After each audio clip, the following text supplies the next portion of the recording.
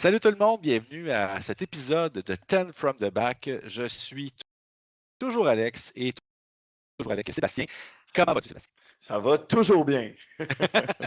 Donc, aujourd'hui, on va compléter, en fait, on avait discuté là, 2 épisodes, Ouais. donc du changement de l'ERATA et de la fac, mais ça avait vraiment pris beaucoup de temps. On n'avait pas passé sur les changements liés à Ravening Hordes et à Forces of Fantasy. Donc, on va prendre le temps aujourd'hui d'examiner ces changements-là.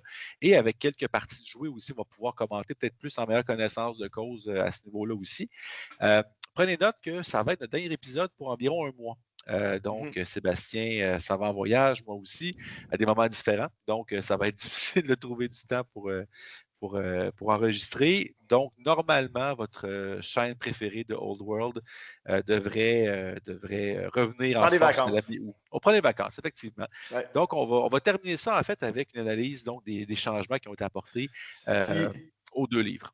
Si jamais il y avait une grosse nouvelle qui sortait, Ouais. puis qu'un ou deux est disponible parce qu'on n'est pas en vacances, on essaiera peut-être de faire un petit épisode solo, mais sinon, prenez pour acquis qu'on se revoit autour de la mi-août. La mi-août à peu près, je vous dirais. Ouais. Exactement. Juste avant de retourner travailler pour nous, malheureusement, ça passe vite l'été. Hein. Les vacances. Maudit prof. Donc, Bon, hey, on je commence te avec partage l'agenda. l'écran. Yes. Je te partage l'écran tout de suite. Écoute, on va y aller avec ça ici. Puis on commence avec les Ravening Hordes. Donc, Ouais. je me lance dans la lecture, puis tu Ouais. commentes Yes. changement à release de Fanatics. Maintenant, il y a une spécification que unless it is fleeing or in a marching column, a concealing unit may release one or more of its Fanatics during any start of turn subphase. Ouais. Avant, on pouvait le faire n'importe quand, si je ne me trompe. Ouais, puis c'était un bon play en fait exemple, je commence, je mets mes Ouais. gobelins en marching column, je les envoie en avant le plus rapidement possible, le plus profondément possible et exact. Donc, ça, c'est une tactique viable. Donc, cette fois-ci, on vient enlever ça, on vient enlever le marching column. Je pense que c'est pas tant un changement de règle qui suit la logique, mais qui est davantage un quality of life, une façon de jouer qui vient un peu limiter l'impact. C'est pas le premier nerf aux fanatiques, on a vu qui était limité. Ouais. En fait, qui était selon la quantité de gobelins. Donc, encore une fois, les fanatiques ont quand même l'énorme avantage d'être pratiquement immunisés à tout. Dans le fond, Ouais. toutes les façons qu'on puisse les enlever autre qu'un gabarit qu'on peut placer, mais on ne peut pas être ciblé. Fait que c'est une bonne façon, je pense, ils gardent leur force, ils gardent leur efficacité, mais de l'autre côté, on vient limiter un petit peu les façons d'en abuser. Oui, tout à fait. Puis je pense aussi qu'ils pouvaient le faire, même si c'était en fuite, ça, il faudrait vérifier. Mais écoute, Oui. j'ai des petites précisions.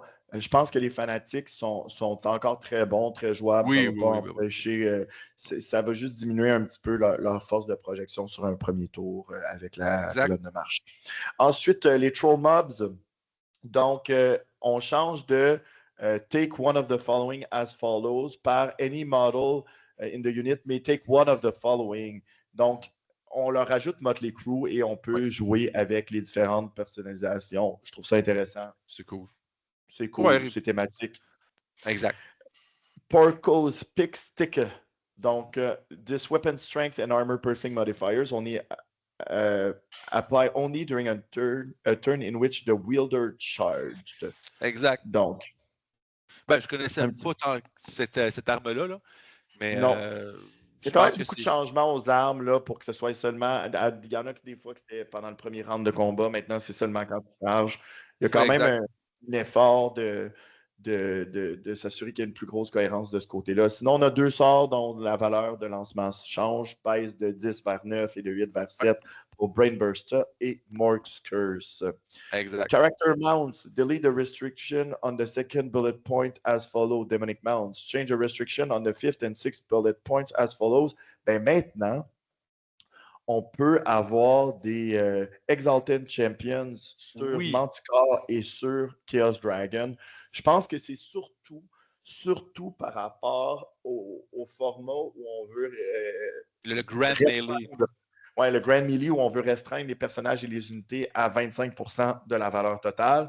Donc, je ne suis pas sûr que c'est le format qui va coller le plus. Je ne pense pas que ce soit un format qui soit nécessaire, mais on donne des options. Oui, exact. Pas ça. Tout tout à fait. Non, je n'avais pas ça. Puis, tu sais, justement, ça vient, ben, je peux caser un Chaos Dragon un peu moins cher, puis, tu sais, tout à avoir quand même un très, très bon héros dessus. Donc, moi, je trouve que c'est un bon changement qui est pas, c'est pas de l'overpower, c'est Non. juste, justement, donc, un petit changement intéressant qui donne une belle flexibilité aux joueurs Chaos. Par ailleurs, moi, je dois dire que sur papier, je ne l'aime pas du tout. Leadership 8 seulement, Ouais. ça fait très mal à l'armée. Exactement. Ouais. Les Chaos Trolls ont le même changement que les Trolls réguliers, donc pour Motley Crue et les options, donc on ne passera pas trop de temps là-dessus. Tout à fait normal. Un gros changement qui est très positif, Counter Charge aux Chaos Knights. Ça, je pense que c'est seulement normal et c'est une bonne chose. Puis je trouve ça particulier qu'il n'ait pas mis non plus au Silver Realms. Dans cette même logique-là, là, pour moi, je trouve que n'importe quelle cavalerie, mettons là, n'importe quelle cavalerie point, puis encore plus n'importe quelle cavalerie d'élite entraînée devrait avoir. Pour moi, ce serait une règle de cavalerie point. En fait, pour moi, ce serait tout ce qui n'est pas, mettons, de la cavalerie comme des Dark Riders, des Ellyrian Reavers. Oui, cavalerie lourde. C'est de la cavalerie. Mais tout ce qui est cavalerie lourde devrait avoir Counter Charge, on s'entend. 100%. Donc, tu en as déjà parlé, le Chaos Dragon gagne impétueux, ce qui est plus ou moins un problème. Puis ce qui est. Bon, écoute, ils lui ont donné un léger désavantage potentiel. Ben, tu sais, ça fit thématiquement parlant. Puis surtout si on vient avec le changement de base impétueux qui a été fait, qu'on a parlé dans les 2 épisodes, que ce n'est plus sur un jet de dés simple, un 4+, peu importe, c'est vraiment un jet de leadership. Donc là, ça vient rechercher ton leadership 8 que tu parlais tantôt. Donc, oui, c'est une belle option, mais en même temps, leadership 8, on est quand même dans un territoire qu'on peut justement avoir l'obligation de charger quand on ne veut pas, mais quand même.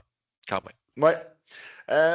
Gros changement à Diabolic Splendor. Donc, on doit ajouter la règle suivante, que c'est seulement de l'infanterie et de la cavalerie. Même chose pour le Enchanting Aura, donc plus possible de le mettre sur le dragon, comme on le voyait partout avant, en fait. Oui, l'Enchanting Aura, oui, tout à fait. Mais il y a des belles choses à faire, par exemple, avec un sorcier dans une unité de Chosen Knights. J'ai pas vu ça venir du tout, hein. Ceux qui ont écouté l'épisode précédent, ben, c'est exactement ce qui s'est fait. Donc, voilà, tout à fait. Sinon, le gros changement au Infernal Puppet. Première des choses, on le réduit à 15 pouces. Il y a toujours la restriction que si son propriétaire est engagé ou en fuite, on ne peut pas appliquer l'effet. Mais ce qui est intéressant, c'est que maintenant, ça fonctionne contre les bound spells, chose qui ne fonctionnait pas avant. Exact. Donc, on sacrifie 9 pouces de portée. Avant, c'était 24 pouces, mais on ajoute les bandes spells. Moi, je pense que c'est un item, en fait, que pratiquement toutes les listes du chaos avaient. Et je pense que ça va continuer à être un item que pratiquement toutes les listes du chaos vont avoir, ne serait-ce que par l'inclusion des bandes spells. Parce que la portée en tant que telle, on l'a vu entre autres avec l'armée de ton frère, mettre un mage sur cheval pour être capable de mieux le placer rapidement. Donc, pour moi, je pense que ça reste un auto-include, mais c'est un beau changement quand même qui, encore une fois, nécessite peut-être plus de réflexion stratégique à ce niveau-là. Puis le range étant plus court, tu ne pourras pas être partout, puis il va falloir que tu sois intelligent avec quand c'est important. Je pense qu'ils ont fait en sorte que ça reste un excellent objet magique, mais tu dois te poser un petit peu plus de questions pour l'utiliser. Sinon, ils ont augmenté le coût des Dragon Ogres à 59 points. Ils sont un petit peu plus chers.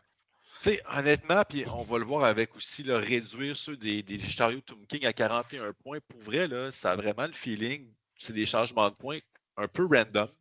Puis ça, honnêtement. Les Dragon Ogres sont très très bons pour leurs points. Puis le fait d'augmenter un peu leur coût, ça faisait en sorte que, par exemple, une liste de KO doit commencer à sortir peut-être des Favor of the Gods s'ils veulent en jouer 3 plutôt que 2. Donc ça force des choix. C'est pas nécessairement. Je dois dire que j'ai pas trop compris pourquoi les chariots sont passés de 43 à 41. On va le voir aussi avec. C'est surtout ça, C'est plus ça. Je suis pas contre celui des Dragon Ogres. Je pense que les chariots à 43 points, ils étaient corrects. À 41 points, mais je gagne 6 points, je suis content. En fait, surtout, c'est que c'est des changements qui sont tellement random. Je comprends Dragovac, c'est fort, les chariots peut-être un petit peu moins joués, mais il y a eu, je pense il y a eu 4 changements de points, tout est partout, si je ne me trompe pas. Il y a eu les Il n'y en a pas eu une Dayton, mais pourquoi? C'est tellement. Je ne vois pas. Pourquoi pas? C'est minime. Full review des points. Fait que, tant qu'à faire ces changements-là, faisant pas. Mais moi, je pense qu'on va voir ça dans la version 2.0 de The Old World, pas dans la version 1.5. Peut-être. Bref, sinon, Vortex of Souls. Donc, oui, gros changement. Ouais. Gros changement. Le power level diminue à 2 plutôt qu'à 3. Ouais. J'ai eu des matchs où j'ai pas réussi du tout à lancer Light of Protection. Il y a des matchs où j'ai réussi à tous les tours. Ça fait quand même une différence. Le plus 1, je l'ai souvent manqué par 1. Donc, c'est la vie. C'est la vie. Oui, tout à fait. Le Flail of Skulls, donc c'est un flail, donc on s'assure que la règle est la même. C'est seulement pendant le tour où on a chargé. Exactement. Puis sinon, l'incantation of Desiccation, qui était un des sorts parmi les signatures qui est le moins utilisé, qui voit sa valeur pour le lancer passer de 10 à 9. Ça va peut-être aider. Mais je considère que les deux autres signatures sont la plupart du temps plus utiles que celui-là. Oui. Donc, à suivre. Sinon, au niveau du Arcane Journal Orc et Gobelin, je te laisse commencer. Oui, ben on a justement donc au niveau d'Ascol Smasha, donc vous devez choisir quel en fait, je pense que c'est profil. Oui, exact. Quel profil que Kiknik Tooth Snatcha, donc le héros sur loup, va utiliser quand le combat est choisi au premier step. Donc, quand on choisit quelles armes sera utilisées, ben, il doit choisir quel profil d'arme. Et ces profils d'armes, il y a le hammer ou le pick. Donc, c'est un des deux qu'il peut choisir à ce moment-là. Puis, dans le fond, c'est comme n'importe quelle unité qui peut avoir deux armes. Ben là, tu dois choisir entre tes deux profils. Exactement. Sinon, on a également Fitted Whirlpool. Donc, ça, c'est un sort dans le domaine, je pense, le nom exact, c'est le domaine des trolls. Je vais regarder dans mon livre. Ouais. Je vais essayer d'avoir ce livre-là, le domaine, le Troll Magic, effectivement. Donc, c'est la règle de tous les templates essentiellement qui avait été modifiée. Mm-hmm. Donc, au niveau de la déviation à chaque tour, essentiellement, c'est la même chose. Ce qui change, c'est que maintenant, quand les unités bougent volontairement dans le gabarit, ils doivent souffrir les effets du sort, alors qu'avant, ce n'était pas le cas. Tout à fait. Sinon, changement de valeur de sort, donc à -1 pour Torrent of Filth et Rapid Regeneration. Donc, ça a tout baissé de 1. C'est la même chose que plusieurs sorts. Et sinon, donc, dans les items magiques, The Acrit Axe, donc la hache magique ici. Donc, le modificateur de force s'applique seulement sur les modèles en fait, c'est la règle des lances, en fait. Là. Donc, la force s'applique uniquement sur les modèles qu'il a chargés. Donc, bien sûr, je charge une unité dans un mouvement d'overrun, par exemple. Le tour d'après me fait charger de mon flanc. Bien, mon bonus de force s'applique sur l'unité que j'ai chargée et non sur celle qui vient de me charger. Ce qui est tout à fait logique, c'est la modification aux armes de lance. Du côté des Warriors of Chaos, un seul changement, Storm's Wrath, dans le fond, ça s'applique seulement le tour où il y a une charge. Du côté des hommes bêtes, changement à Dark Coven où on change certaines phrases. To do so, when a Brave Shaman or a Great Brave Shaman makes a casting or dispel roll, they may apply a +1 modifier to the roll if one or more from the wizard that are not fleeing and have not succumbed to stupidity are within their command range. Je pense que c'est la partie avec stupidité qui change. Ouais, However, if they roll a natural double 1, something has gone horribly wrong, roll immediately on the miscast table as normal, but apply the result to the Great Brave Shaman, or Great Brave Shaman that made the attempt, and to each friendly wizard within their command range. Exact. Sinon, Strangle Root qui baisse à 8+, et gros changement en ligne avec ce qu'on... Puis c'est en ligne avec ce qu'on va voir pour les Bretons et peut-être éventuellement KT ou la Banner of the Warp Moon, celle qui empêche toutes les figurines qui ont fly sur le champ de bataille de voler dans l'armée adverse. C'est maintenant un single use. Je ne suis pas certain qu'on va la prendre, étant donné qu'il faut prendre en plus une taxe de Bestigor pour l'utiliser. Mais ça la rend effectivement un peu plus... Tu sais, avant, c'était avant. Bon, les quelques semaines que ça a été pour 3 semaines. Exact, pour 3 semaines, c'est un must, en fait. Les B-Semaines ont quand même des excellents items magiques, là. Mais celui-là, je pense qu'effectivement, c'était un petit peu... En fait, c'est correct. C'est tout à fait correct. Je pense que tous les joueurs espéraient que le Falconhorn soit une seule utilisation. Même chose pour cette bannière-là, donc ça va de soi. Gros changement au niveau des rois des tombes, ouais. Je te laisse y aller, c'est ton armée. C'est le fameux changement du culte mortuaire, la règle spéciale Sepulchral Animus. Maintenant, c'est limité à 1 plus 1. Donc, c'est pas de plus 1 à plus 3. Donc, on n'aura pas de magicien niveau 1 qui lance des sorts à plus 4. Exact. Mais non, on ne voulait pas ça, puis c'est correct. Donc, on change la règle. Sinon, le Flail of Conquered Kings qui change encore une fois pour s'appliquer seulement quand on charge. Et précision sur Stone Shaper pour que until the end of this turn, the nominated unit improves the regeneration value of its regeneration by 1. Donc, pendant ton tour, tu as une meilleure régénération, mais c'est seulement pendant ton tour. Puis je pense qu'il clarifiait aussi le verbatim là, pour que ce soit le regeneration save et pas autre chose. Exact. Je te laisse aller dans commencer les FAQ. La première, c'est celle-ci concernant les orques noirs. Ça, c'est quand même vu un petit peu. Est-ce qu'un Black Orc boss qui est sur un Black Orc Chariot comme monture peut être repris, donc c'est une armée, c'est une entrée dans l'Arcane Journal, peut être repris dans la Grand Army? Et la réponse est non. Donc, c'est une option uniquement réservée là, à la Nomadekwa Army. Donc, d'avoir un Black Orc, c'est quelque chose qui n'est pas nécessairement clarifié maintenant, ce l'est. Donc, le Black Orc sur Chariot, c'est uniquement dans le Nomadekwa Army. Les joueurs nains du chaos sont un peu déçus. J'en fais partie. Donc, ce n'est plus une option, malheureusement, pour les nains du chaos non plus. Exactement. Sinon, ça, on l'a parlé tantôt. Est-ce que la popette peut être prise contre les bandes spells? La réponse est oui. Sinon, le Warriors Duel, donc, qui est dans l'armée Wolves of the Sea.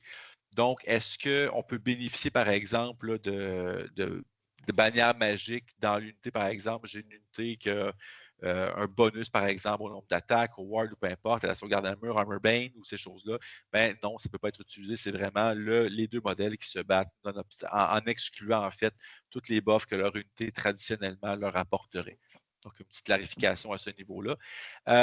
Et si un personnage joint une unité de Skin Wolves, est-ce que eux aussi peuvent bénéficier de la règle Warp Form? La réponse est bien sûr non. Mais c'était pas joué comme tel parce qu'il n'y avait pas de précision. Donc, les gens mettaient des personnages dans l'unité qui bénéficiaient de autres aussi, c'était des loups-garous. Ouais, exactement. Donc clarification. Pas des grands changements majeurs. Je pense qu'un des plus significatifs, peut-être, demeure la popette quand même, là, la portée puis les bandes spells. Je pense aussi que pour les Tomb King, le Casket of Souls est un peu moins fiable.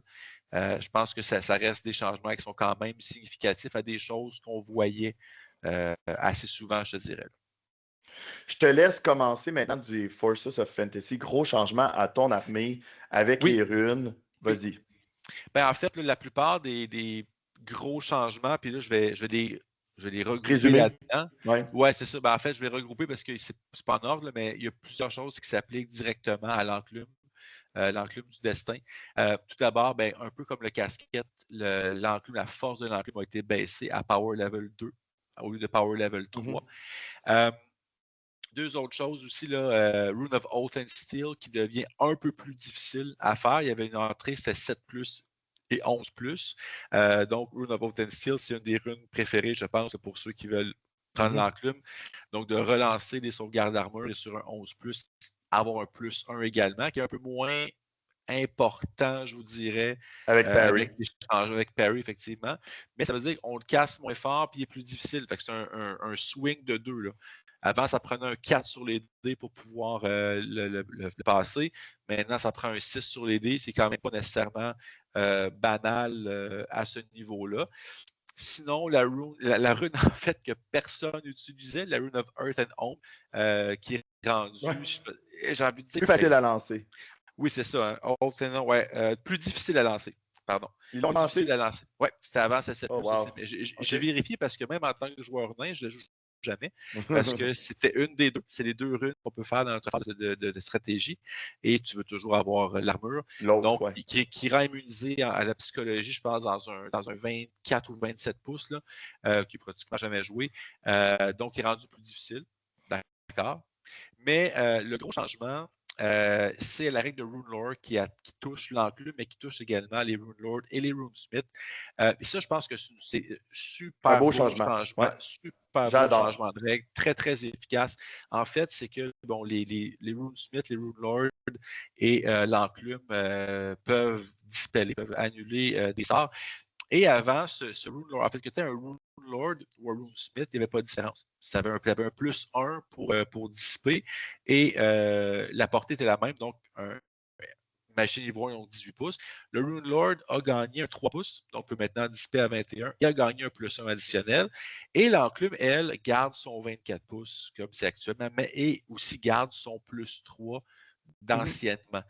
Mais le +3 de maintenant est vraiment meilleur que le +3 de l'autre. Par contre, avec le bonus du Rune Lord, tu sais, +1 pour dissiper, 3 pouces de moins, mais il est mobile.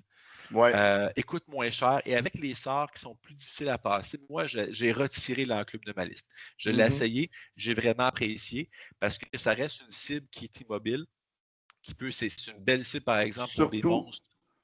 Surtout avec les changements où elle ne peut pas être protégée par certaines runes qui l'aidaient vraiment à rester visible puis active. Là, maintenant, elle est plus passive que jamais, selon moi. Donc, c'est un peu ça qui lui fait mal. Exactement. Donc, ça, c'est quand même quelque chose qui n'est pas banal en tant que tel. Là. On va le voir plus tard, je ne me trompe pas. Là. Il y a un petit changement qu'on n'avait pas vu concernant la torpille. Je te laisse y aller. Oui, la torpille, en fait, puis je vais quand même y aller. J'ai aussi les Hammers que j'ai sauté, puis Runes of Protection, là, que j'ai quand même sauté. Là. Mais en gros, la torpille est rendue force 5 et non force 8 et n'a pas Dwarf Crafted et gagne Cumbersome. Donc, on ne peut pas faire de stand and shoot. De toute façon, ça, c'est rare qu'on l'utilisait. C'est beaucoup pour les grenades, les Cinder Blast Bombs. Mais le fait de passer de force 8 à 5, c'est quelque chose qui est quand même pas banal à ce niveau-là. C'est probablement trop. C'est probablement trop. Je pense qu'elle aurait pu être force 6. Je pense qu'elle aurait pu être force 6. Puis Cumbersome, même là. Moi, je l'aurais laissé force 6. De 8 à 6, ça aurait été un mini-canon. Ça aurait été fort, mais je pense même pas qu'elle était problématique à force 8. Oui, c'est ça. C'est ça. Exact. Tu sais, l'idée, en fait, c'est vraiment. C'est vraiment. Comment je dirais ça? C'était pas abusif. C'était bon de torpille, mais avec l'inefficacité des machines de guerre, c'était un beau counter à ça. Mais là, son rôle, tu me disais, ben, ça garde le D3 wounds, OK, mais je vois plus vraiment l'utilité. Puis pour 15 force points, 5, c'est difficile. Ouais. C'est difficile à justifier. Fait que ça, c'est le gros nerf peut-être au niveau des nains à ce niveau-là. Sinon, les deux autres choses, en fait, là, qui sont quand même intéressantes au niveau des Hammerers, gagnent l'armure Gromril, qui est tout à fait logique. Donc, l'armure Gromril, pour ceux qui ne savent pas, c'est qu'une figurine naine avec cette règle-là peut relancer ses 1 de sauvegarde raté lors de sauvegarde d'armure. Fait que les gardes du corps, les rois SA, c'est tout à fait logique. Ça rend les Hammers encore plus tanky quand même, et l'impression c'est intéressante. Et Rules of Protection, c'est mineur comme changement, c'est Any Wounds. Pour ça, c'est les Iron Breakers. Ça veut dire que ça marche contre le tir, contre les terrains dangereux, peu importe, qui ne sont pas causés par des arbres, par des sources, en fait, là, des attaques non magiques. Magiques. Oui, exact, peut-être magique. Donc voilà. Donc, sinon, du côté de l'Empire. Augmentation du leadership.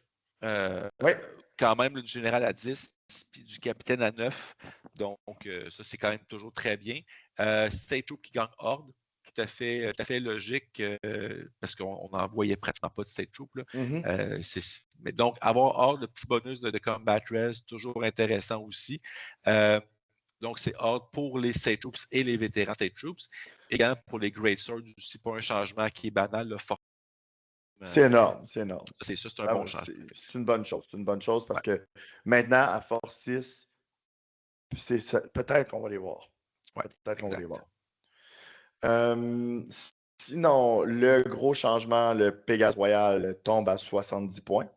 Je pense que c'est quand même quelques points. Je pense que j'ai le goût de te dire qu'il était autour de 60.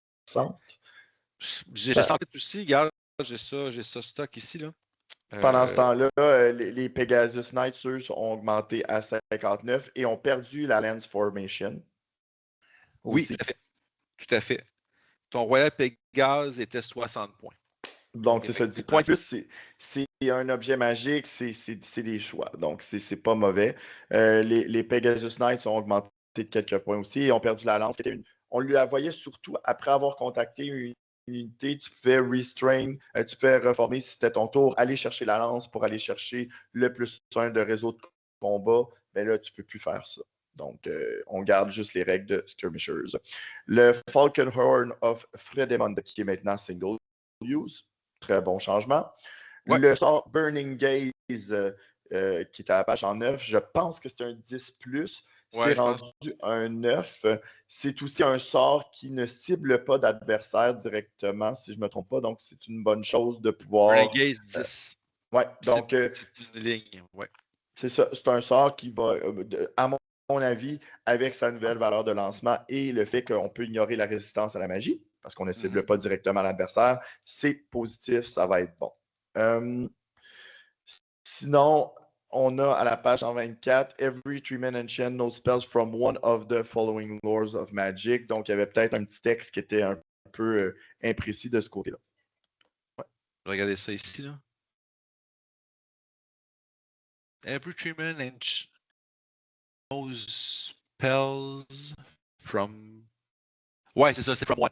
Donc, avant, il n'y avait pas de limite, c'est marqué from no spells from those lores. Fait que de la façon dont c'était écrit, il pouvait avoir et Elementalism et Battle Magic en même temps. Là, c'est stipulé que c'est un de ces domaines-là. Qui était un given, mais avec la formulation, ça laissait croire à autre chose. Du côté des Sisters, on précise qu'ils peuvent aussi choisir le sort signature. Maintenant, c'est une précision. Mais c'est encore déterminé aléatoirement. Sinon, du côté de Woodland Ambush, once player has finished placing terrains, a Wood Elf Realm player may place one additional wood measuring no less than 3 inches at its narrowest and no more than 9 inches at its widest point. Donc, il y a des petits changements de ce côté-là, des précisions. Forest Walker tombe à 9+. Ouais. Flock of Doom aussi à 8+. Et aux elfes, les White Lions gagnent Furious Charge. C'est cool, mais sur de l'infanterie, Furious Charge, ça vaut ce que ça vaut. Là. Mais c'est sûr que dans un jeu où on va avoir peut-être plus d'infanterie, leur mouvement de 5 peut effectivement être intéressant. Puis tu sais, ça vient aussi les aider. Ils frappent à l'initiative avec leur hache, puis souvent, les autres unités d'infanterie ont gagné des attaques, donc eux, en gagnant Furious Charge, ils deviennent à peu près égaux, donc c'est pas banal, surtout qu'ils vont risque d'avoir un weapon skill plus élevé, une meilleure force aussi. Donc, ça vient leur donner un petit potentiel intéressant, puis ils sont bien meilleurs contre la cavalerie ou des monstres maintenant aussi. Exact. Donc, End of Cade tombe à 7+. Sinon, les Teutogen Garn ont perdu Guardians of the Temple. Ben, c'est là que c'est ce que je pensais au début, mais je pense que non, en fait. Je pense que c'est juste, si on regarde, parce que je l'ai regardé ce matin, je pensais effectivement qu'ils perdaient cette règle-là. Sauf que si on regarde l'Arcane Journal, c'est la page 39. Je vais aller voir ça tout de suite. C'est qu'eux autres, dans le fond, la règle, dans leur entrée Special Rules, puis c'est dans cette liste-là, c'est que cette liste-là, c'est comme s'ils l'avaient de base. Okay? Alors que cette règle-là, tu dois payer. OK. Donc, dans l'entrée, c'est marqué. Ils l'ont plus d'emblée. Okay. C'est ça. Ils l'ont plus d'emblée. Ils doivent payer pour l'avoir. Parce que sinon, ça pourrait dire, puisque je l'ai d'emblée, pourquoi je ne paierais pas? Je comprends. Donc, je pense qu'ils l'ont enlevé de la liste des règles spéciales qu'ils ont tu peux toujours payer pour l'avoir. Exact. Fait que c'est pas qu'ils ne l'ont plus du tout, c'est que ça spécifie qu'effectivement, ils doivent payer pour cette règle-là. Ils ne l'ont pas de base. C'est mon interprétation. Ah, je pense que je suis capable d'acheter ça. Je pense que ça fait beaucoup, beaucoup de sens. Du côté des ILs, Warrior of the Wilderness. Once player a finished placing terrain, a creation war host. La même spécification Elfes Sylvain concernant le moment et la taille de la forêt. Sinon, Ring of Fury qui tombe de Power Level 2 à 1. Comme le Ruby Ring. Comme le Ruby Ring. Comme la plupart des bound spells qui ont baissé. Surtout que le Ring of Fury, on en voyait beaucoup parce que c'est extremely common. Donc, on avait beaucoup de champions d'unité, beaucoup de Silverhand, ces choses-là qui avaient plusieurs Ring of Fury. Donc, je pense que c'est un beau changement quand même. Puis, tu sais, on va se dire la vérité, de toute manière, être Power Level 1 contre un dispel à plus 2, habituellement, c'est mieux que d'être Power Level 2 avec un dispel à plus 4, de toute façon. Absolument. Je pense que c'est tout à fait correct. Du côté des Alpha Sylvain, Fury Avatel Lauren qui passe à 9+, Spiteful Torrent. On a le changement suivant qui est, encore une fois, les règles des gabarits quand on ça bouge. Exactement, quand on va à l'intérieur volontairement, on en souffre les effets. Et sinon, Dirtus Wrath qui tombe à 9+. Vas-y avec les FAQ. Oui, donc effectivement, ça ici, puis j'ai fait allusion tantôt, là, ça c'est quand même un grand changement à ce niveau-là. Ben, c'est-à-dire un grand changement. C'est une belle précision qui vient, entre autres, jouer sur le fait que j'ai retiré l'enclume de ma liste. En fait, c'est qu'on pouvait bien sûr donner des armures runiques, donc des runes d'armure, pardon, à l'enclume du destin. Puis vu que c'est essentiellement le modèle, ben, si, exemple, je reçois un coup de canon, ben, normalement, je tire l'enclume, donc je tire l'outil en tant que tel, mais c'est le Rune Lord, si on veut, qui a l'armure runique. Donc là, on spécifie que les runes d'armure, par exemple, que je peux payer à ce modèle-là, s'appliquent uniquement sur l'équipage. Donc, et uniquement si les attaques sont faites dans un contexte de corps à corps.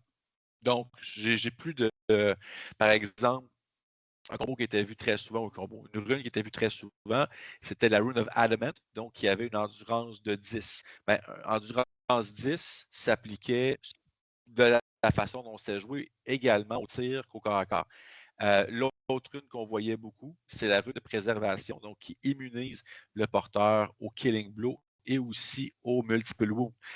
Donc là, ça marche encore, mais uniquement quand c'est des attaques au corps à corps contre l'équipage et non contre les canons, les Doom Divers, les catapultes, ces choses-là. Ouais, donc, je pense que ça change surtout pour la Rune of Adamant, où est-ce qu'on se disait, OK, ben j'ai 10 d'endurance, je vais me mettre sur le dessus d'une colline, tout le monde me voit, mais je m'en fous parce que la plupart des attaques ne peuvent pas me blesser, et même un canon va me blesser sur du 4+ au mieux. Ouais, ben, en fait, du canon, là. Les vrais canons, là, pas les canons. Oui, c'est ça. Merci. Désolé. Mais la plupart des attaques là, vont. Au mieux, c'est du 4+, puis j'ai encore la Ward à 5. Donc, c'était très, très fort. Maintenant, c'est plus possible. Donc, je pense que vu qu'elle est beaucoup plus facile à tirer, maintenant, je pense pas qu'on va voir ni une ni l'autre des options. Je sais pas si encore on va voir les Anvil maintenant à suivre. Ben, c'est encore sa place, je pense, mais c'est sûr que c'est plus auto-include comme avant. Disons, je pense qu'avec le Rune Lord qui a monté en frais de dispel, je l'ai joué, il me coûte beaucoup moins cher que l'enclume, il a fait le même travail. C'est sûr que c'est très anecdotique, mais en 3 parties jouées, il n'y a pas une fois que j'ai été avoir eu un +1 additionnel, je l'aurais dissipé. C'est pas arrivé. Mais bon. L'autre changement, en fait, c'est un changement. C'est pas tant un changement qu'une précision. Qui était, à mon sens, pas nécessaire. C'est-à-dire que c'est clairement stipulé que les runes d'armes peuvent être gravées sur des end weapons ou sur des great weapons, puis même certaines uniquement sur des end weapons. Ben là, ici, on vient préciser parce que les marteliers ont un marteau runique, donc un Gromril Hammer, et les Royal Warriors qui prennent l'option avec des Gromril Great Weapons. Donc, ce ne sont pas des Great Weapons ou des End Weapons, donc on ne peut pas inscrire de runes d'armes sur ces armes-là. Exemple, pour avoir plus une attaque ou peu importe. Donc, ces armes-là ne peuvent pas recevoir de runes. Donc, c'est une petite précision à ce niveau-là. Donc, on continue avec des changements du côté du Griffin Standard. Does the Griffin Standard allow a unit to claim a higher rank bonus than normal for its troop type? Yes. As stated in the items rule, a unit carrying the Griffin Standard can claim a rank bonus of +2 for each extra rank behind the first rather than the usual +1. Donc, et maintenant, 6 avec Horse. Exactement, avec les State Troops et les Veteran State Troop avec la réseau de combat de 6, on y pense 2 fois avant de les charger dans le front. Sinon, Arcane Journal Empire of Men, Harald Gimussen issues a second challenge using his Skill Duelist special rules. He can fight again immediately. Can his opponent in that challenge fight again? Yes!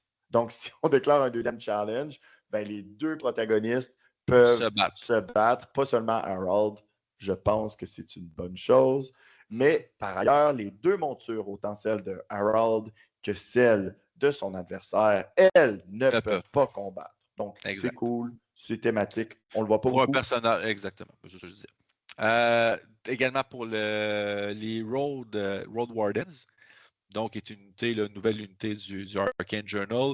On peut remplacer en fait les arbalètes par des Brace of Pistols pour 1 point. Donc, s'ils le font, le champion d'unité doit-il payer un 2 points additionnels? La réponse est non. Si toute l'unité remplace ses arbalètes par des Brace of Pistols, ça inclut également le champion là, qui serait dans l'unité. Bon. Donc, ensuite, Kingdom of Bretonnia. Can a unit with defensive stakes be hit by impact hits or stomp attacks by a charging enemy? Oui! While the stakes might do tremendous damage to cavalry and chariots, the momentum of such model when they charge will carry them into the archers, although they may be turned to kindling in the attempt. Donc, c'est un peu différent de ce qu'on voit pour les low linear obstacles. Ouais. Les defensive stakes, même si c'est quelque chose entre les deux, on peut aller jusqu'au bout. Ouais. Bizarre qu'il n'y ait pas plus de cohérence entre des règles somme toute similaires, mais j'aime mieux quelque chose comme ça que la règle de Earthen Rampart, c'est de l'obstacle linéaire bas.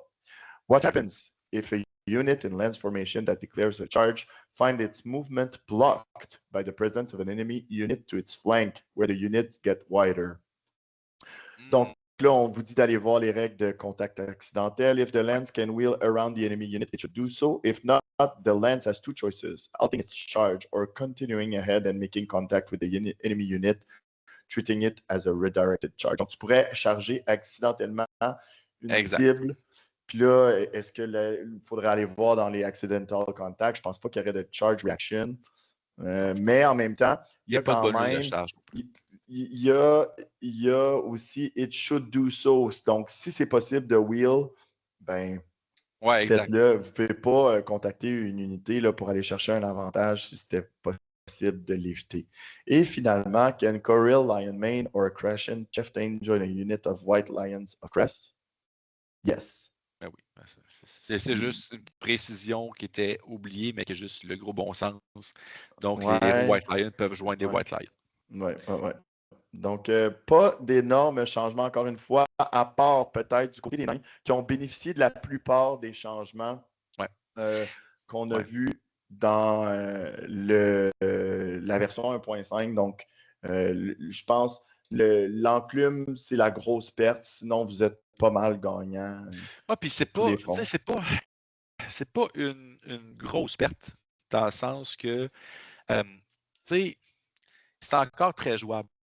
Les bonus qu'elle confère, le missile magique est encore très bon. Il se casse 1 point de plus difficile. Le sort, moi, ce que ça fait mal, c'est le sort de mouvement. Les autres, il se cassait sur un 9+, il se casse essentiellement maintenant. Excuse-moi. Il se casse sur un 10+. Donc, avant, c'était un 7 sur les dés, là, c'est un 8 sur les dés. Donc, ça te prend plus gros que la moyenne théorique que tu vas avoir. Exact. Ça veut dire que tu vas lancer moins de 50% du temps. Oui, c'est ça. Puis après ça, tu vas avoir les tentatives pour dissiper. Bref, c'est sûr que tu paies beaucoup de points pour quelque chose qui est beaucoup moins fiable.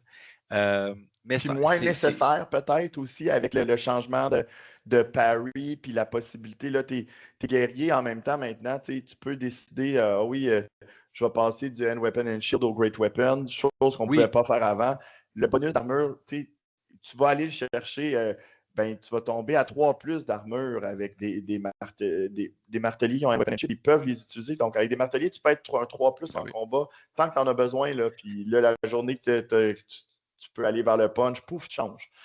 Donc, même une chose qui est le fun que j'expérimente en fait, c'est des Quarrelers avec des boucliers et des Great Weapons aussi. Oui, ils ont des mini-rangers. Il n'y a pas l'armure Gromril, mais ça reste quand même des attaques force 5 et ça reste quand même du 3+5 potentiellement. Puis c'est du core. Et c'est du core. Donc, c'est sûr que avoir une unité, réussir à mettre le relance des sauvegardes sur une unité de Longbeards, par exemple. Tu dis des Longbeards, mais pratiquement toutes les unités de nains maintenant vont avoir Heavy Armor and Shield. S'ils peuvent, parce que mais tu les mets trop bon. Oui. Exactement. Donc, c'est une armée qui va essentiellement être toujours 3+, puis des fois rerollable. Oui. C'est sûr que ce buff-là n'est pas négligeable. Puis après, tu peux avoir la rune de Grand Génie pour un 5+ ward. Tu peux vraiment rendre ça très, très... Une couche par-dessus une couche. Ouais. C'est ça. Sauf que tu paies quand même pour avoir le combo, pour avoir le setup que je fais, c'est-à-dire la rune de balance, qui est vraiment très bonne, dans ces 3-2 une fois par tour, prendre deux plus fort, et une rune de spell breaking pour le sort que tu veux bloquer au bon moment. Ben, c'est sûr que l'enclume est à 295 points. Fait que 295 points pour essentiellement être relativement facile à éviter en frais de dispel range. C'est 24, c'est beaucoup, mais c'est immobile. Donc, je peux jouer avec ça. Puis, en fait, tu ne peux plus compter aussi bien sur ses sorts. Puis, ça reste une cible dans une armée qui risque d'être très, très ciblée rapidement pour aller chercher. Et le Rune Lord est plus intéressant qu'il était le 3 de portée de dissipation, alors qu'il va bouger avec une unité, il va conférer une résistance magique de 2 à l'unité. Armorbane 2. Armorbane 2, Flaming Attacks par contre. Faut pas les oublier, ça peut dans certains cas. Ouais. Mais c'est assez bon contre les rois des tombes. D'ailleurs, c'est très très drôle, parce que j'avais joué contre Lionel, l'ami de la chaîne avec COF et Phoenix Guard. Fait que là, je l'attaque. Ah, j'ai les Flaming Attacks. Ah, ouais, t'as un 5+ ward. Ah, ben, écoute. Ah, c'est fun. Oups! C'est ça. Fait que, bref, mais oui, c'est quand même. Mais tu sais, je pense que c'est des changements qui, dans leur ensemble, sont mérités, sont corrects. Il n'y a rien qui me choque. La torpille un peu plus, mais bon, c'est. Je la trouve ordinaire, surtout dans un monde où on a des canons qui sont ultra précis, et puis que les canons des nains ne sont pas. C'est comme leur mini canon qui est mobile, exact. Qui est dans une unité, qui c'est ça. J'aurais très bien vécu avec une version 1.5 où la torpille restait ce qu'elle était. Je suis d'accord avec toi. Hey. Oui, vas-y. Ben, vas-y, Seb. Je te laisse le mot de la fin. C'est déjà la fin pour l'épisode. Ouais, je te laisse le vrai mot de la fin. Ouais, mais je veux te souhaiter bonnes vacances. Je veux te dire merci pour tout ce que tu fais la communauté Old World au Québec. Je sais que tu voyages beaucoup, tu essaies d'initier des joueurs, tu organises beaucoup d'événements. Je pense que ça va te faire du bien. Je sais que tu es un enseignant comme moi aussi, donc je sais à quel point les vacances sont nécessaires après une grosse année scolaire. Donc, profite-en bien, beau voyage, puis reviens-nous en forme et viens te promener. Continue à te promener comme tu le fais. C'est cool de voir là, que tu te promènes là, autant du côté de Montréal que dans le coin de Québec, que dans le coin de Victo. Puis tu es prêt à venir à Sherbrooke aussi n'importe quand. C'est vraiment cool ce que tu fais pour la communauté Old World au Québec. Fait que merci, puis bonnes vacances. Ben, merci beaucoup. Je te renvoie l'appareil. Toi aussi, tu contribues énormément au développement de la communauté, des événements, la chaîne, en tout cas, tout ça. Pour vrai, je trouve qu'on fait un beau petit duo là-dessus. Puis merci de t'impliquer aussi dans les tournois comme juge. En fait, je suis peut-être l'organisateur, mais le vrai juge, c'est toi, on s'en. Mais disons, côté règles, c'est toi qui va gérer ça. On se complète bien, Ouais, c'est ça. Puis sinon, ben, effectivement, aussi bon voyage. Je te souhaite, avec ta petite famille, là, de passer du bon temps. En ce qui nous concerne, comme on vous a dit, là, on va prendre relâche. On ne sait pas à quel moment, à quelle date va sortir cet épisode-ci, mais d'après moi, ça devrait être environ là, un bon mois là, de vacances de la chaîne. Donc, on parle de la mi-juillet que cette vidéo-là devrait être publique. Et de la mi-août pour revenir à la chaîne. Donc, un bon mois de vacances là-dessus. Continuez à jouer, continuez à vous amuser, continuez à commenter, continuez à nous lancer des idées. Continuez à tester la nouvelle version aussi. Oui, là, exact. Lancez tout ce que vous pouvez sur le mur, puis regardez qu'est-ce qui colle à la fin. Là. Exact. Si vous avez, encore une fois, des suggestions d'épisodes, des choses que vous voudriez parler, ben, on est toujours intéressé à vous écouter là-dessus, puis à être capable d'avoir du contenu qui va vous toucher davantage. Ben, sur ce, tout ce qu'il reste à vous dire, c'est de vous amuser dans le vieux monde, profitez de l'été, amusez-vous bien, puis on se revoit bientôt. À dans un mois tout le monde. Salut! Bye!